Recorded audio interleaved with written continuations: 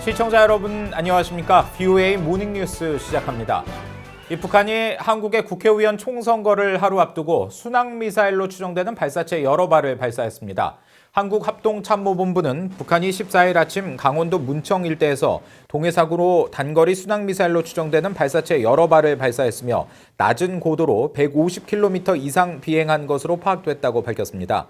한국 군 당국은 이번 순항미사일이 지난 2017년 6월 강원도 원산 일대에서 쏘았던 지대함 순항미사일과 같은 기종인 것으로 분석했습니다.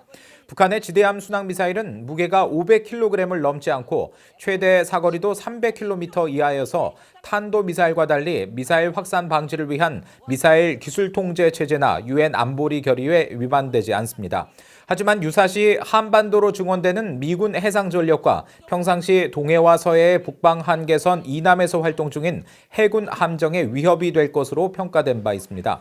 한편 같은 날 북한의 수호이 전투기와 미극이 계열 전투기 여러 대가 비행을 했으며 수호이 계열 전투기는 원산 일대에서 공대지 로켓을 발사한 것으로 알려졌습니다.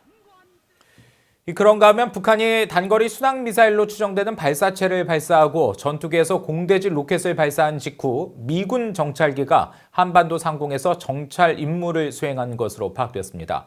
민간 항공 추적 사이트 에어크래프트 스폿에 따르면 14일 오전 10시쯤 북한의 발사체 발사 직후 미 해군 정찰기 EP-3E가 한반도 정찰 비행에 나선 것으로 확인됐으며 자세한 비행 고도나 동선 등은 공개되지 않았습니다.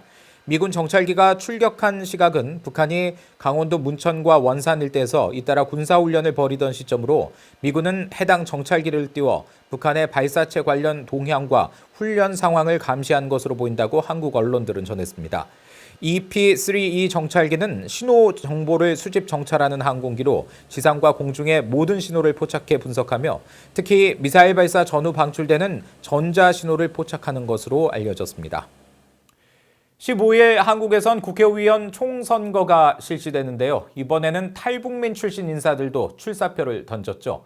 이들은 북한은 비핵화 의지가 처음부터 없었다며 북한 정권에 대한 환상을 버려야 한다면서 선거운동 마지막 날까지 지지를 호소했습니다.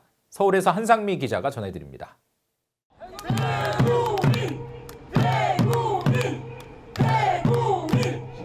영국 주재 북한 공사를 지내다 2016년 탈북해 한국에 정착한 태영호 전 공사는 본명 태구민이란 이름으로 한국 총선 지역구 후보로 출마했습니다. 태 후보는 북한을 제대로 알아야 한다면서 미한 동맹을 강조하며 지지를 호소했습니다. 여러분, 미국 대통령 링컨은 한 사람의 투표는 총탄보다도 위력하다고 했습니다. 여러분들의 투표 하나하나가 모여져서 다시 이 땅에 시장경제와 자유민주주의 흐름을 만들어 놓는다면 우리 대한민국에는 희망이 있게 될 것입니다. 태 후보는 앞서 호소문을 통해 북한이 정상국가처럼 인식되는 안이한 현실을 깨고 북한 정권에 대한 무지와 환상을 버려야 한다고 강조했습니다. 세계인의 관심 속에 남북 정상이 만나 화해의 분위기를 연출했지만 북한의 대남 전술은 변한 것이 없고 비핵화도 이루어지지 않았다면서 보이지 않는 평화가 흐르는 것처럼 왜곡돼 있을 뿐 여전히 북한의 도발과 핵무기 앞에 노출돼 있다고 지적했습니다. 또 가장 반인륜적인 인권 탄압이 자행되는 곳이 바로 북한 김정은 정권 체제라고 비판했습니다.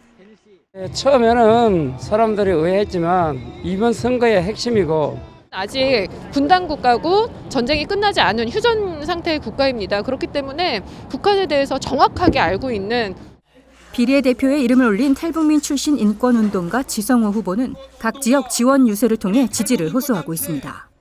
지성호 후보를 소개하겠습니다. 북한 주민들에게 단 10분이라도 한국의 자유민주주의를 경험하게 해주고 싶다고 한 지 후보는 당선된다면 가장 먼저 현재 북한에 억류돼 있는 한국 국민들을 구해낼 것이라고 밝혔습니다. 한국에 정착한 탈북민들이 주축이 돼 지난 3월 공식 창당한 남북통일당은 지역구 후보 없이 비례대표 후보 2명을 추천하고 정당 지지를 통한 의원 선출을 기대하고 있습니다. 탈북민 출신 후보들은 거의 모두 현재 한국 정부의 대북 정책을 비판하면서 북한의 참혹한 인권유린 문제에 대한 해결책을 내세우고 있습니다. 탈북민 출신 후보들의 한국 국회 입성이 이루어질 수 있을지 관심이 모아집니다. 서울에서 VOA 뉴스 한상미입니다. 인도 정부가 새 외교 백서에서 대북 관계가 원만하다면서 지난해 북한에 200만 달러의 인도적 지원을 했다고 밝혔습니다. 그러나 양국 간 지난해 교역 규모는 전년에 비해 반토막, 3년 전과 비교해서는 13분의 1 수준에 그친 것으로 파악돼 국제사회의 대북 제재가 북한에 큰 타격이라는 것이 다시 확인됐습니다. 김영권 기자가 취재했습니다. 인도 외교부는 최근 발표한 연례 외교 보고서에서 북한과 계속 우호적인 관계를 유지하고 있다고 밝혔습니다.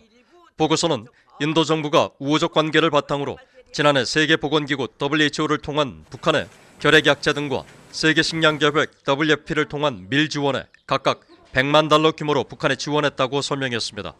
하지만 이런 설명과는 달리 양국 간 지난해 교역 규모는 전년과 비교해 반토막이 난 것으로 나타났습니다.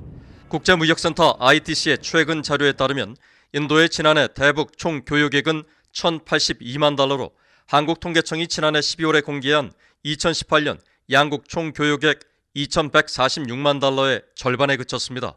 한국 정부 산하 무역진흥기구인 코트라 문바이 무역관 보고서에서도 인도와 북한의 교역 규모는 2016 회계연도에 1억 3,300만 달러에 달했지만 2017 회계연도엔 8,263만 달러로 줄었고 2018년엔 2,146만 달러까지 급락한 것으로 확인됐습니다. 국제무역센터가 밝힌 두 나라의 지난해 교역 규모 1,082만 달러는 3년 전 1억 3,300만 달러와 비교하면 13분의 1에 불과한 수준입니다. 인도의 대북 교역량이 이처럼 급감한 건 유엔 안보리의 대북 제재 이행에 따른 결과란 지적입니다. 인도는 안보리 대북 제재가 본격화된 2017년 이후 의약품과 공유 등을 제외한 사치품과 기계류, 전자, 철강 제품의 교역을 금지했습니다. 도널드 트럼프 대통령은 지난 2017년 인도와의 정상회담에서 인도의 대북 제재 협력에 사의를 표하기도 했습니다. I also thank the Indian people for their contributions to the effort in Afghanistan and for joining us in applying new sanctions against the North Korean regime. The North Korean regime is causing tremendous problems, and it's something that has to be dealt with and probably dealt with rapidly.